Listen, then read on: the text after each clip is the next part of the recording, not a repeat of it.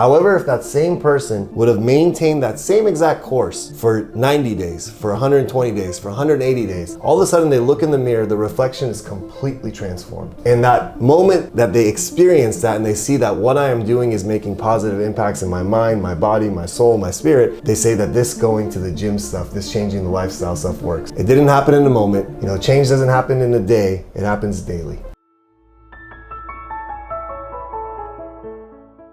Hey everybody, welcome back. This is Dr. B. I have Parham with me today, who is a master's level marriage and family therapist, as well as a well-known addiction counselor locally here in Orange County. The topic we want to consider today is 3 things you should know before getting sober. This was kind of submitted to us. It's a big, broad thing. Let's see what we can do to it so we can give you something useful.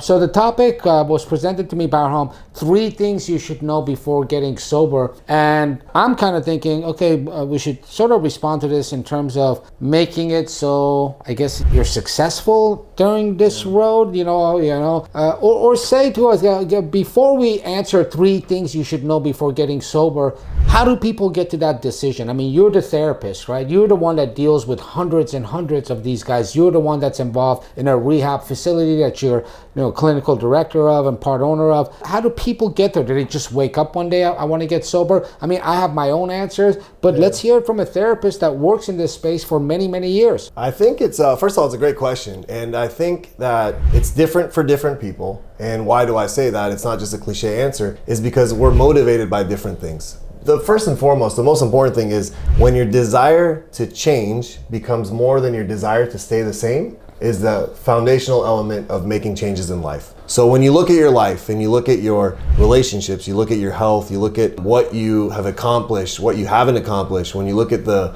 quality of experiences that you're having, if it's not matching what it is that at one point you envisioned, that's the starting point of saying, okay, do I need to make changes in life? And I can't answer that for people. However, you know your life better than I do. And when you look at all that honestly, objectively, with an open mind, you can come to the conclusion. And oftentimes people, when they change, they are pushed in that direction, a subtle nudge by external forces. Okay, and what those external forces are, external motivation. It could be maybe you got a spouse that says, if you continue doing what you're doing, I can no longer be with you. Maybe you have an employer that says, if you continue showing up the way you're showing up or not showing up the way you're showing up, you don't have a job. Maybe it's a judge that says, if you don't do this, this, and this, you're gonna be locked up behind bars. Maybe it's a child that says, I miss my mom, I miss my dad, I don't know who this person is. So people come in and say, you know what, I might have to do this for somebody else. The goal of all this change, in order for it to be lasting and for it to be transformative, is for one day the person to say, I might have started this for somebody else, but I'm continuing this for myself.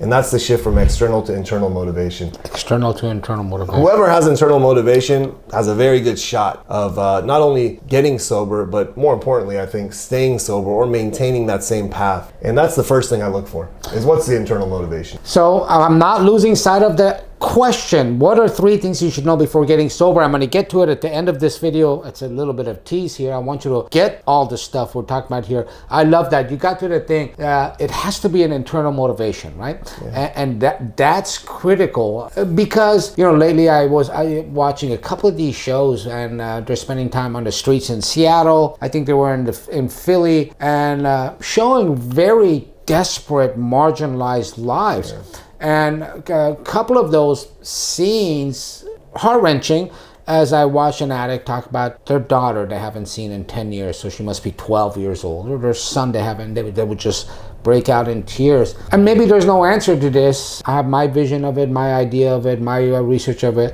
What clicks? Is there a mechanism that you can point to? And I presume if there was, we would all know it and you could point people to it. I'm going to let you give me some thought. If I'm sitting here, I'm saying, well, how do I get from external to internal? What is that process? Is it a one-time thing? Is there an algorithm, a blueprint you can show me, Doc, where it's a thing? What would you say? What do you have to educate me on this? Yeah, Doc, I don't think there's no button, there's no click, there's no moment, okay? However, I do believe that moments accumulated together can create a sensation, a feeling, an experience that experience is something that people might say, what I'm doing is working, right? So the best example I have is completely off the grid here from what we're talking about. If someone went to the gym and the doctor said, go to the gym, you're overweight, you have to lose weight, your cardiovascular system's messed up, you got some high blood pressure, you're potentially have type 2 diabetes developed here, I need you to go to the gym and start working out. And the person goes to the gym and they go home that day and they look at them, and they're doing it for the doctor, right? They go and look at themselves in the mirror and they say, nothing's changed. And then they go the next day to the gym again and they work out and they look at themselves in the mirror and say, nothing's changed. And they go the third day and they look at themselves in the mirror and nothing's changed. And maybe they go 4, 5, 6 days. By the end of the first week, they look at themselves in the mirror and nothing's changed. And they say, this going to the gym stuff doesn't work. I'm gonna fall back to what I was doing before. However, if that same person would have maintained that same exact course for 90 days, for 120 days, for 180 days, all of a sudden they look in the mirror, the reflection is completely transformed. And that moment that they experience that and they see that what I am doing is making positive impacts in my mind, my body, my soul, my spirit, they say that this going to the gym stuff, this changing the lifestyle stuff works. It didn't happen in a moment. Change doesn't happen in a day. It happens daily. And that's kind of my premise. And recovering from substance is the same way. And we'll have some thoughts, coming up on those 3 things that you should anticipate when trying to get sober. But that's kind of my take on that. Yeah. So, my understanding, I think what you're trying to describe, I'm going to put it a little bit differently. I think it's a wonderful conceptual framework to talk about from external to internal. You might be, let's use the gym example, but you might have a eating problem and you go to the beach and you see, wow, this guy can run, that one can, play volleyball. They look healthy. They look like they're having fun. I really want that. I wish I had that in my life. And then you're like, I'm going to stop eating today and go to the gym. I think at that point, so I'm going to get into the details of mechanisms of what Parham's talking about and how it actually happens. And it's not that easy. Yeah. And you look at that and you're like, I want that for my life. I'm tired of the way I feel. That's external. It really is external, just because you say, I want that for my life.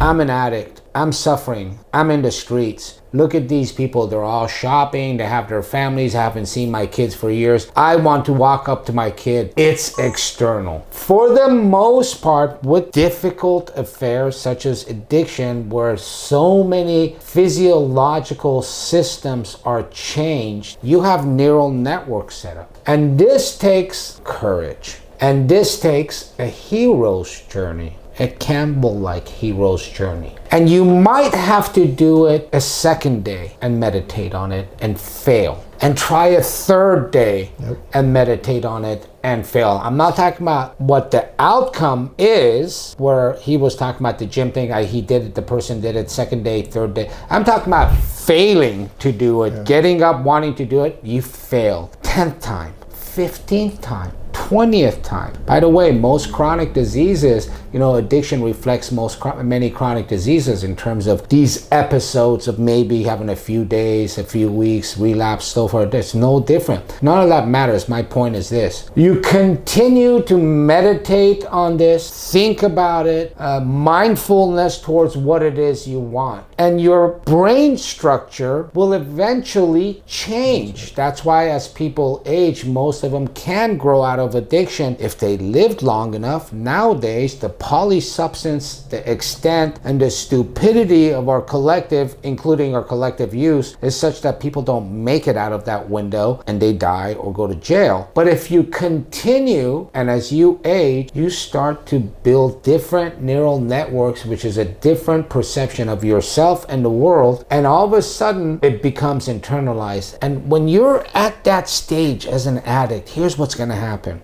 You might wake up that morning and say, oh wow, it's the second day, I can go use. Then you stop yourself. Then you have a conversation with yourself. You're like, I feel pretty good right now. But the other 1,000 times I did this and I got to this place where I felt pretty good for this moment, then I went and used. I couldn't stop myself and I went tumbling down this road where I feel like crap and I'm using and I lose everything again. I don't want that anymore. I also know from the previous 5 times, 10 times, 50 times I've done this, that if I just go play some tennis, go to the gym, watch TV, hide out, meditate for myself, this urge, this feeling this euphoria that I'm Superman, I can go use and I'll take care of this tomorrow. I know if I wait 1 hour, 2 hours, 3 hours, it'll change and I will have new strength. That's internalizing an external motivation force. It might be, I go to jail every time. I don't like that. And I don't want the feelings I have when I go through there and the consequences I've suffered. Now, when you get to this, I believe, has to do with your age, with your sex, with your social circumstances, how long you've been using, what you're using. It's complex, right? But at the end of the day, that is where the transformation and the leap from external motivation to internal motivation comes.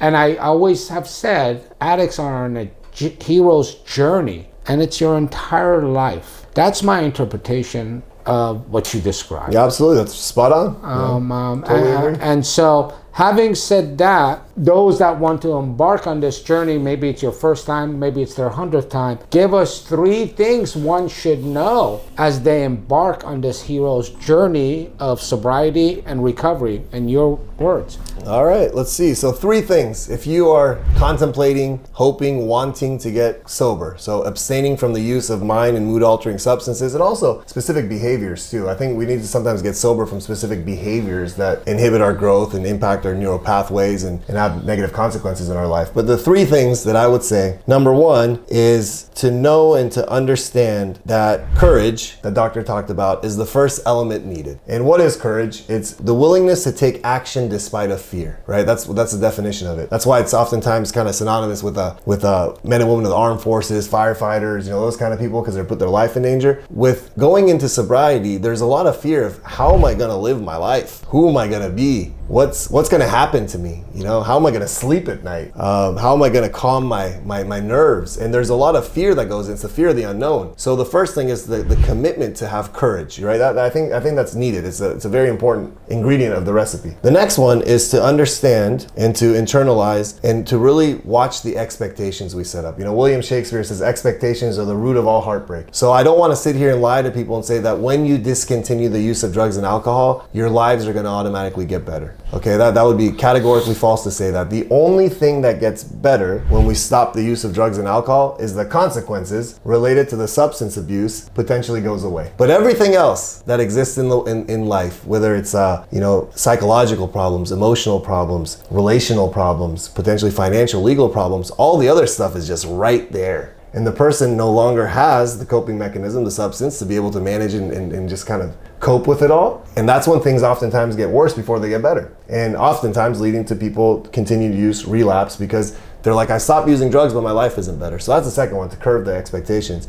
And the last one is to know that there's only one thing that needs to change, and that one thing is everything. And I know it's a hard pill to swallow, but if you've been living your life a certain way, doing certain things, if you continue to do all those same things, you're going to keep getting the same outcomes. So in order to change the outcome, we have to change the way that we engage with this thing called life. We have to change with the people that we associate ourselves with. We have to change with the habits and lifestyles that we have. We have to change with our mindset and perspective that we have towards substances. And those 3 things, the courage, curbing expectations, and being willing and open to change, are probably 3 things that if you want to get sober, you have to spot check yourself and say, am I willing to go through that? If the answer is yes, you got a shot. Excellent. I'm going to add 3 of my kind of thoughts that's synergistic with Parham's position. And here's my thought. Number 1, I'm going to combine these 2. Educate, plan. Educate yourself about what it is to get sober. Whatever your issue is, there's a lot of myths out there about, and everyone has opinions. Hey, you need to do this, you need to do that. Broadly and formally educate and plan about how you're going to do this. Am I going to do this detox? MAT or non-MAT? And I'm not giving my opinion on any of these. What am I going to do am I going to do this at home? And plan, right? That plan, have your doctors and this and that in place, as well as how you're going to do this. 2, expect bumps in the road. Expect bumps in the road. Nothing in life goes as you plan. It's plan B, C, D, and eat that matters. If you can overcome these changes or these bumps in the road that come up, you're already on your way to recovery, even if you have more bumps. You know why? Because you're coping sober. Number 3, nothing of any value in this world is a sprint or a wham bam thank you ma'am. Everything of value is a marathon, and it's hard. And that is what life is. Reality is hard. 1, educate yourself and plan. B, expect bumps in the road. C, be in this for the marathon and expect those ups and downs. That's my 2 cents on that. Anything else, Parham? Yeah, I just want to touch on that very last one. The doctor said that it's hard, right? You know, I heard this talk a while ago, and it was titled "Choose Your Hard." Okay, and when it relates to what we're talking about here, see, being loaded on drugs is hard. Maintaining the ability to stay loaded on drugs, it's hard. Dealing with relationships and work and responsibilities while using substances is hard. It's one of the most challenging things in the world. You know, I know that personally and professionally. However, getting sober is also hard. You know, learning to deal with your emotions for the first time without drugs and alcohol is hard. Working through your past traumas is hard. Mending relationships that have been impaired because of substance use is hard. Trying to find out who you are and what you want to do in life is hard. So they're both hard. So my friends, you got to choose your hard, right? And whichever one you choose is the one that ultimately is going to manifest in your life. And for those of you who are, you know, inquiring about sobriety, go down the path of choosing the heart of the recovery process to see what's on the other side of it, because on the other side of it, oh man, it gets beautiful. Okay. You know? All right, guys, thank you so much. I hope that gave you a little bit nourishment, a little bit of education, some entertainment. Please like, subscribe, consider us on Patreon for as little as $3 a month. We can bring you a lot more quality content on a regular basis. See you guys next time. Peace.